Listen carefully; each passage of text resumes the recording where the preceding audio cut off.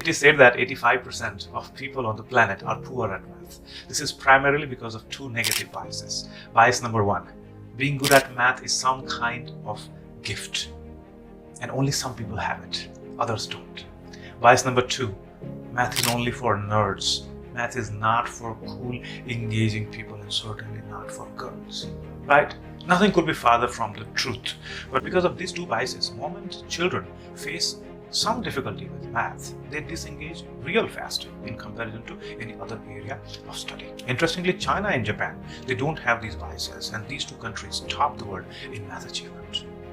Every single child can not only be good but great at math. I'm fortunate to see that every day at Vedx. If you like this video, please check out other videos and follow or subscribe. Other than that, make your children great at math like them. 373,248.